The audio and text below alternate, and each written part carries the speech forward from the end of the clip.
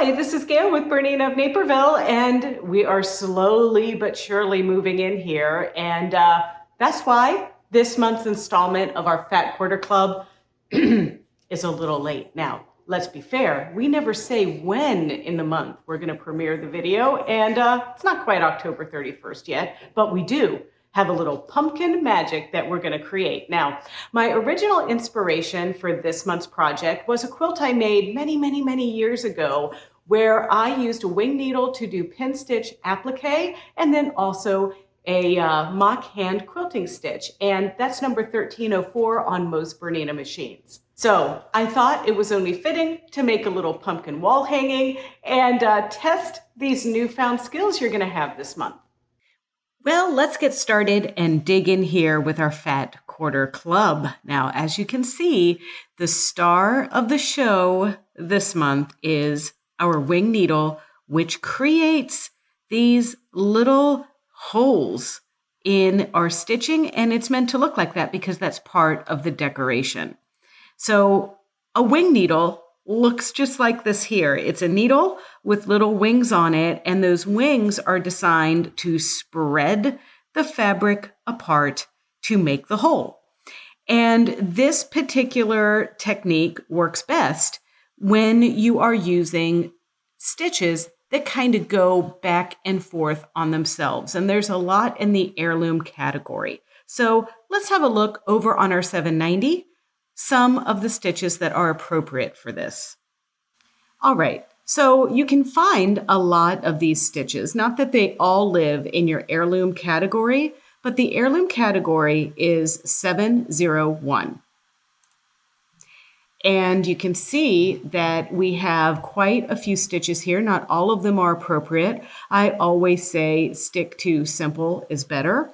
But if we look at stitch number 701, this one is actually an entre-deux stitch. And entre-deux is an insertion piece that you can buy your own trim and do something like that, but that's what this stitch is. We're not going to go into this in this tutorial, but that's one of the stitches that might be appropriate.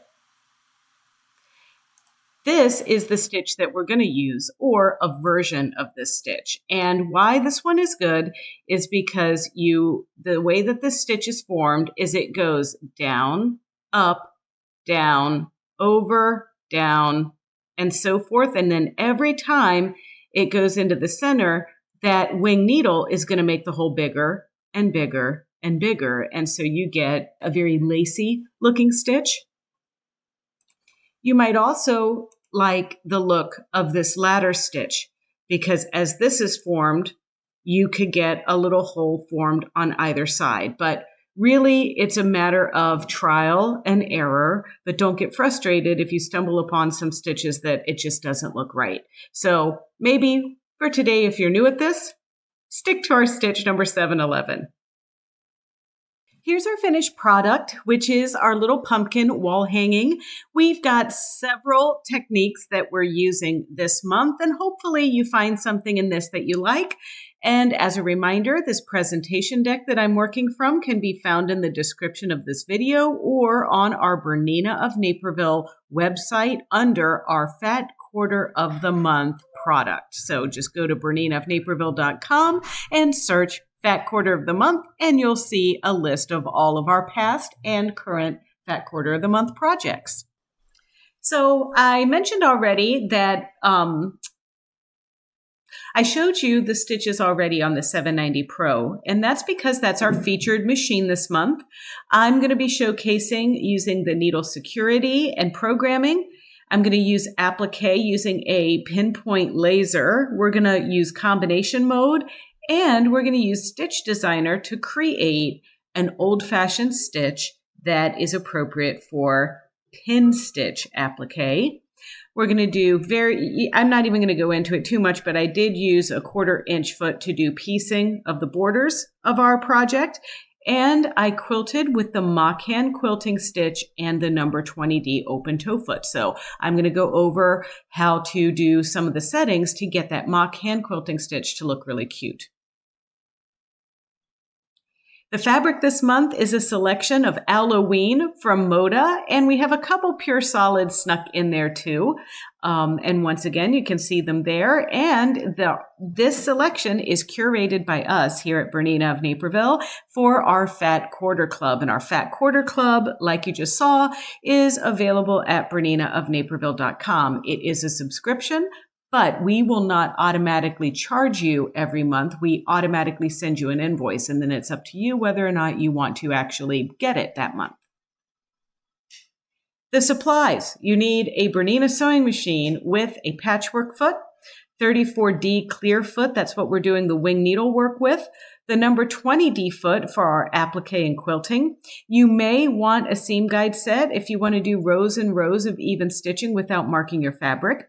You're going to need a wing needle and the red bobbin case. That really helps us out for our Mock Hand Quilting Stitch. Sometimes I like a stiletto to feed things through. You're going to need a rotary cutter mat and ruler to do your cutting. And I always like to have a 505 glue stick or a 505 spray for basting. And we are using this special starch. It's Terrio Magic, and you only need a small bottle. And this stuff is, well, let's have a look at how I used it to prep our background fabric before we do the wing needle work.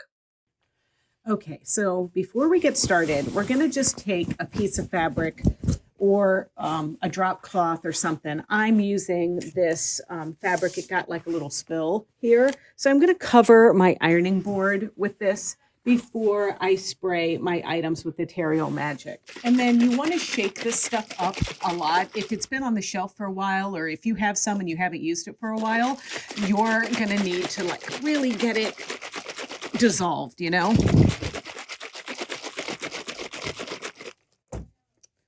Then we're going to press. So you're going to have two pieces of your background. This is the 8.5-inch square that we're going to reserve for later. And then we have an 11-inch square that we're going to saturate with our Terrio Magic. So let's just cover it.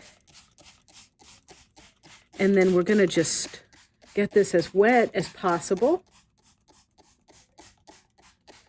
And then we're going to pick it up and we're going to turn it over and just kind of get these last little light areas here. And then we're going to let this dry naturally. And it's important to let it dry naturally to protect the well-being of your iron and all of that. Now I'm using this Laura Star iron, and to protect my sole, I'm going to use the Teflon sole protector that goes on like this. You don't want to press it wet like this or you'll just get sticky. You can get some marks on your material and everything. So just let it dry and then we'll revisit this in just a moment. All right, so then you prepare your piece, and then the thread that we're using, I'm using a cream thread to match my background, that piece that you just saw me prepare. And I used the 60 weight Athena by Wonderful. It's a cotton thread, and it's really wonderful. It's wonderful for piecing. It's wonderful for doing delicate work like this. I did use this brownish khaki thread for our pumpkin stem and the PinStitch applique, and that was also a Wonderful product, but it was a 50 weight thread called Confetti from Wonderful. It's 50 weight and it's 3-ply, so it's super strong and really does such a beautiful job. Finally, we're doing more than just wing needle work. We are going to be doing that mock quilting stitch. So I used the greenish brown thread that I did on the pumpkin stem in the bobbin, but I switched to a 100 weight silk thread for the top thread because there's a little magic that happens to create that mock hand quilting stitch. You're going to need a scrap batting piece about 21 inches by 18 inches. And I used polymesh cutaway stabilizer, and you may or may not want to use medium weight tearaway stabilizer, but one thing that's not noted on here is fusible web, just a little scrap of fusible web for your pumpkin stem, because that is also appliqued. here are your cutting instructions. I don't need to go through this. When you download the handout, you'll be able to do all of your cutting from our 6 fat quarter selections from the Fat Quarter Club package. So our embellished background, like I said, we sprayed this with Material Magic. You saw me do that. Once the work is dry, you're going to press it. And let's have a look at how we're embellishing this background. All right, so this is the consistency that your piece should be. You can see it kind of feels like floppy paper. Then what I want to do is take a ruler and just draw a straight line. This is going to be the starting point when we do our rows. And so let's just kind of like draw that line. And then let's just double check and see how straight that line is with the edge of our fabric.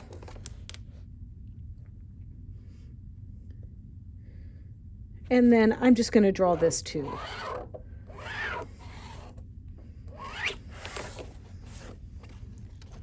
So now we're going to use a foot with a guide on it, and I'm going to show you how to do that over at the machine. So let's have a look at the feet that we're using this month, or one of the feet. This is our 34 D foot. The D feet are used with dual feed, and this one's clear, and it's got some nice little registration marks there. So we're going to use this, and we're going to attach a seam guide, and I'm going to attach from this seam guide set, which is nice because there's a left side and there's a ruler on it, and there's a right side with a ruler. And you probably have wondered what the little screws are in the back of the foot, and those are actually for items just like this. So we're gonna slip that through like that, and then I'm gonna look on our lines here for 1 1/4 inch. So there's 1/2 inch, 1 1/4 inch right there. And then I'm gonna tighten my guide, and now I'm ready to go. So that's 1 1/4 inch from the guide to the line right there on the foot. All right, so there's a couple things. I'm working on my Bernina 790 Pro that has that totally awesome automatic needle threader, but unfortunately I can't use that with the wing needle, and it's not recommended to use it with the seam guide attached. But I want to thread my wing needle. I'm going to just lower my presser foot down here, and I have to thread it the old-fashioned way. So of course I got my binoculars on to do this. And I have performance anxiety with the camera in my lap. You know how it is.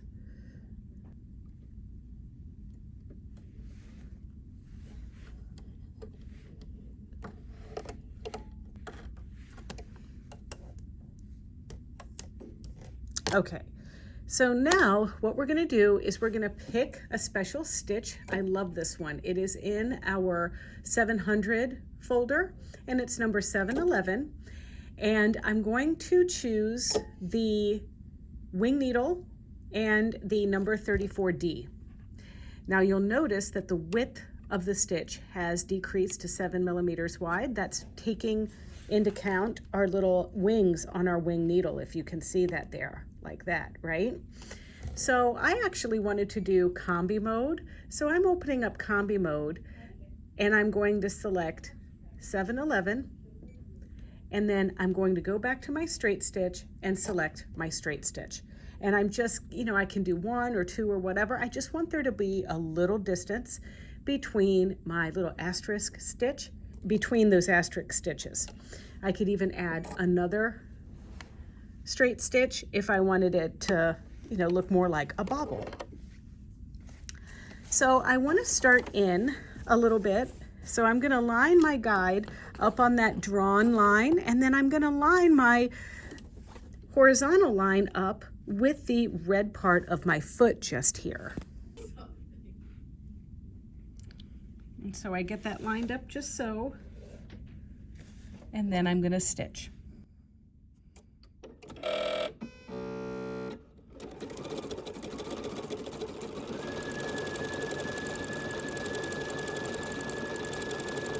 And you want to keep that guide on your blue mark the whole time.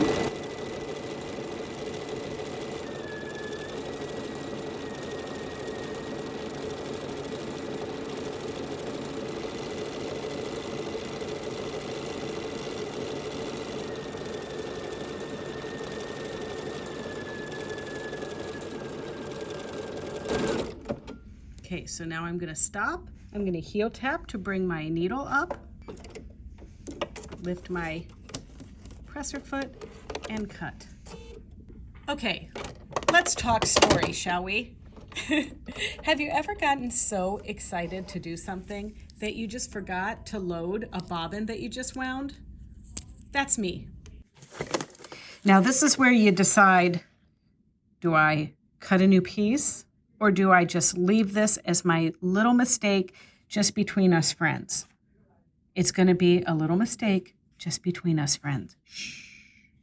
Okay, so now we're going to line this one up right on those bigger holes.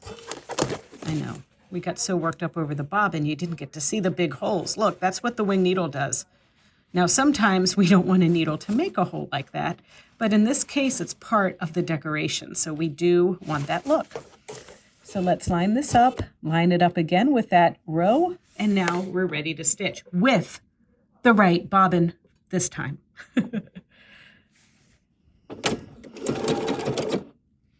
Oh, and one more thing. We want to actually touch that asterisk at the beginning so that we can start at the same spot every time now. That can be problematic sometimes. But we're just going to poke that out and just take our little fingernails and fix that. All right. Right now, there's a lot of secrets that we're keeping, right? Okay, so now we're going to start right on the line. We've touched the very first stitch, which is our asterisk. And now, here we go. And now our goal is just to keep that seam guide down the holes there.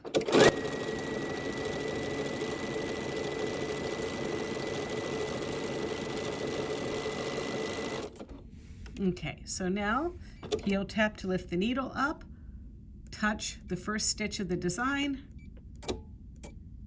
Okay, and now lift and cut, and this time we had the right bobbin in there. And you can press between rows if you like, but now we're just going to go across and cover this whole piece from right to left.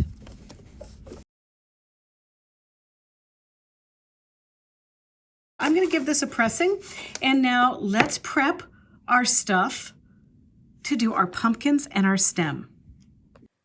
First things first, I'm taking my piece of poly mesh and I've placed it on top of the template. Now in the presentation deck of this instruction that I showed you, I do have a link where you can just simply click this and download this template.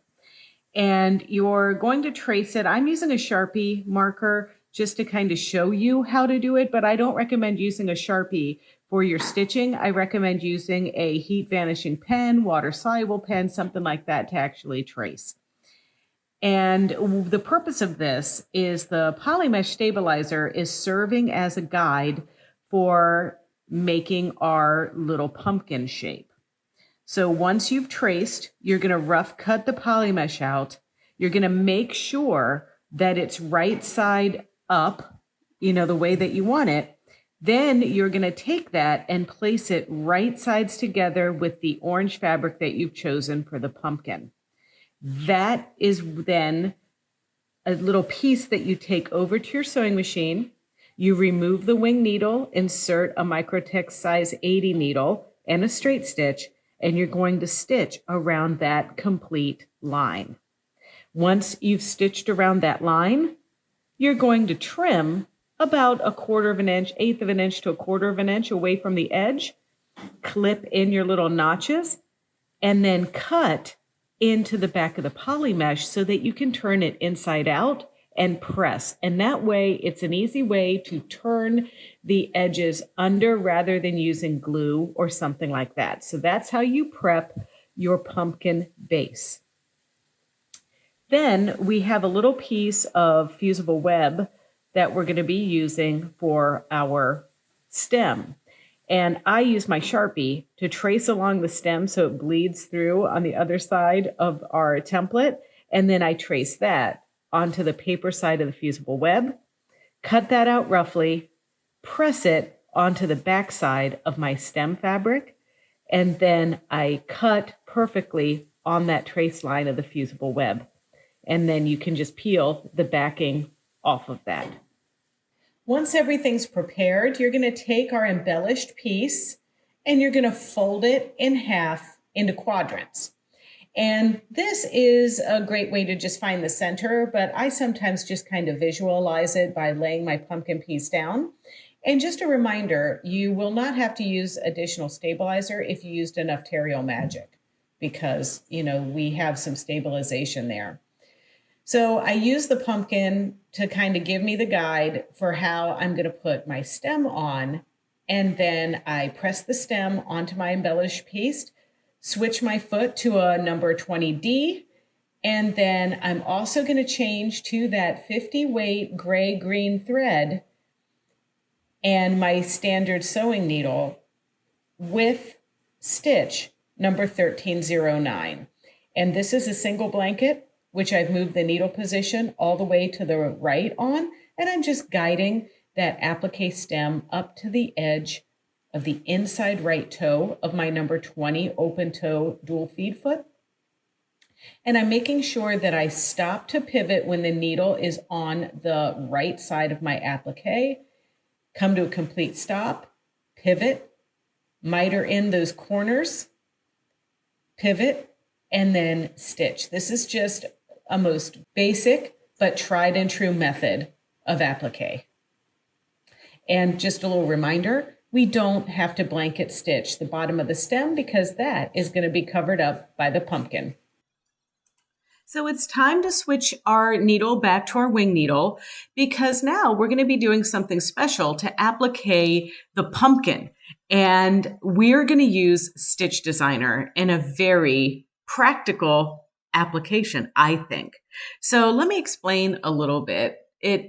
There's a PinStitch that I've had on some of my older Berninas. Now, it is not the most popular stitch anymore, ladies and gentlemen. So, let that be something in your head. But I'm going to show you how you can make it using Stitch Designer very simply and get this really cool little decorative look around our pumpkin. So we're going to start by creating a new stitch with our Stitch Designer. So we're going to open up Stitch Designer, and just for fun, we're going to just create a brand new stitch. And it doesn't matter what stitch, if you're using the 790 Pro, it doesn't matter what stitch you select. When you press this little square with like a little star in the corner, that erases the slate and allows us to draw our own stitch. Now, what you can see right here in this lighter area, that's 9 millimeter. And we're going to keep that 9 millimeter constraint on here. Let's hop over to our Bernina 990.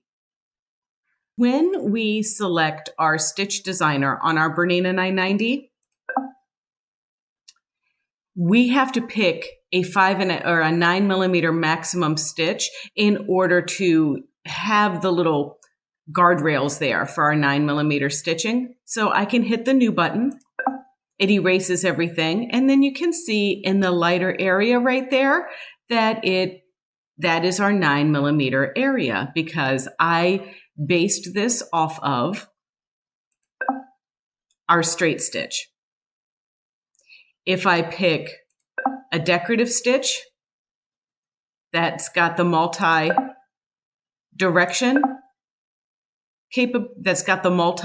capabilities, and I select Stitch Designer, then I have a much wider canvas with no constraints of 9 millimeter. But we're going to pick the straight stitch, then the Stitch Designer, then new on the 990. But today I'm using the 790 Pro, so that's the view that I want you to see here. So the first thing that I want to do is create the needle penetration mark when it's on the right-hand side. And we can touch our snap to grid button here, and each dot represents a millimeter. Also make sure that you have your drawing icon selected. So I can touch here. That's created a node. Then I create a node over here on this side. And then I'm going to create another one there. So now that needle has gone right, left. I want my pin stitch to be even. So now I'm going to go down 2 notches, back again, and back again one more time. And there's our preview stitch there. So now it's going to stitch over, back, down, back, down. And this is all I need to create because now it's going to just keep stitching that pattern all the way down. So now we've created a pin stitch and we can say okay, and we can save it by pressing our little heart button, the little arrow that points into the folder, and we can select one of our folders. I usually reserve folder 4 for our stitch design stitches. You can choose whatever you want. Green check mark. And now that stitch is on there permanently.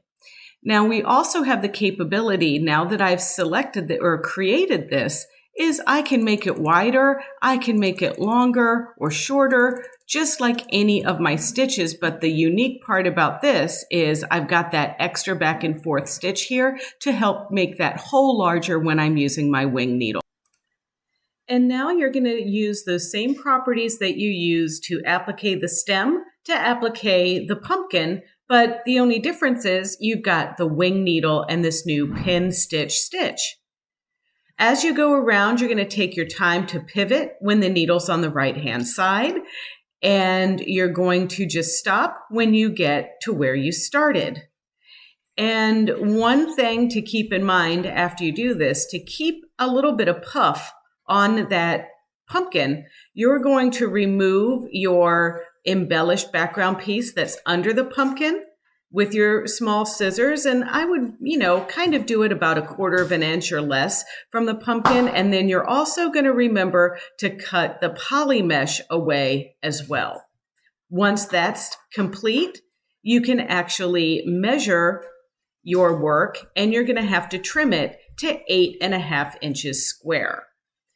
And one thing that I did off camera, and I apologize for this, is after I trimmed my block to 8.5 inches square, I took my 8.5 inch piece that I had cut that doesn't have any Terrio magic under it, and I placed it under my piece after I trimmed it at this point.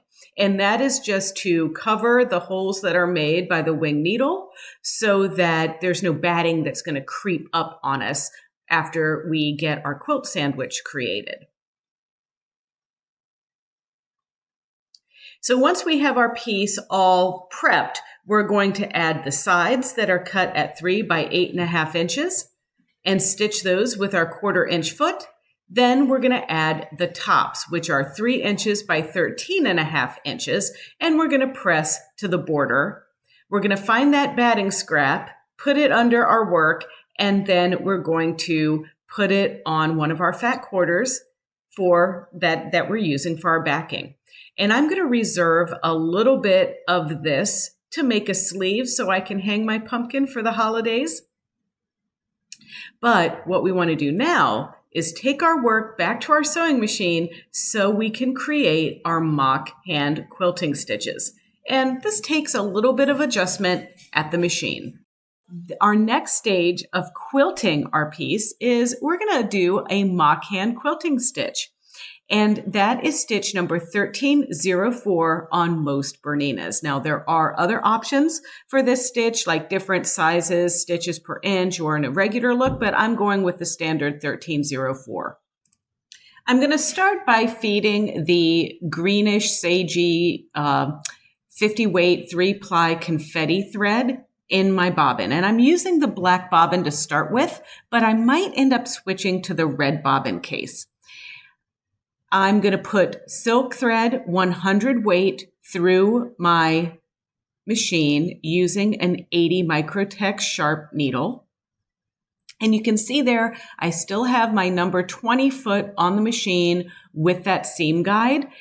But in order to thread my machine, I've taken my foot and the seam guide off and picked just a regular 5mm foot so that I could activate my automatic needle threader. Now I'm putting it back on. And honestly, I don't really even think I need the seam guide to do this, but you might need it to just make sure that you're stitching perfectly down the middle between your wing needle decorative stitches. So I'm just adjusting this. If I was at 1 1/4 when I started, now my seam guide is at 5/8 of an inch. And yes, there you can see is my little indiscretion. So I ended up making 2 of these swatches, and I reserved this one to do my little test to make sure that my stitching was coming out okay. After doing a little bit of a test, I discovered that I think I need to adjust the tension to be a little bit looser because I had a thread break. So then after I did that, I also did another little test, and it wasn't looking exactly like I wanted. I really want it to look like a hand quilting stitch. So I did finally bust out that red bobbin case, and I threaded it with the loosest tension. That's where you take that needle threader that bobbin threader wire that comes with the bobbin case, and you feed it just straight up through the little chrome grooves.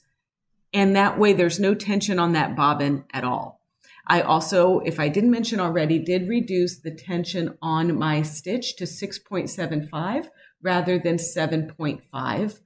And then that was it. It was good. It looked perfect. And then I just completed stitching my channel stitches between my decorative wing needlework. And then, of course, I added another touch.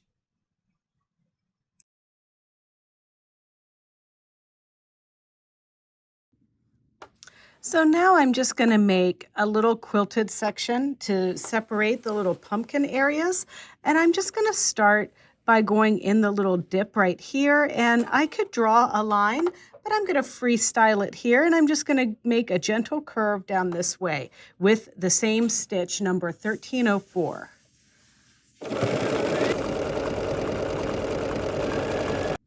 And then I'm going to hop on over here and go the same way.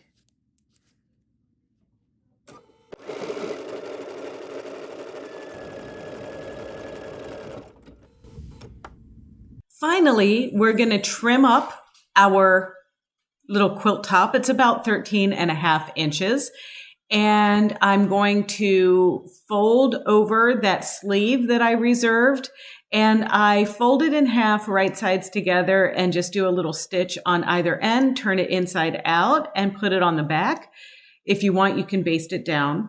Then I cut all of my binding, and I did the binding out of the little spider gingham, and I cut it on the bias, sewed my pieces together, and just did this with my favorite technique. Now, in the presentation deck that you're getting for free in the description of this video or at BERNINA.com, I have given you tons of tutorials on all kinds of ways to do a binding. So hopefully one of those will tickle your fancy. But once you've bound it, it's ready to go, and it's gonna look so cute hanging up on a door, using it as a mug rug, or however you want to use it for this fall. Well, what do you think? Do you like it? Is it something that you might use for a little trivet or something like that? And you don't have to use the fabrics in the order that I did either. Please be creative. All right, so I got a lot to do and little time to do it in, and now I'm on to Footloose Friday on a Monday. All right, well, if you enjoyed this video and this tutorial and you want to see more, you want to see some fun stuff or whatever, don't forget to check out our Bernina of Naperville YouTube channel. It's easy. It's youtube.com/Bernina of Naperville, and there you can like, comment, and subscribe. Happy sewing.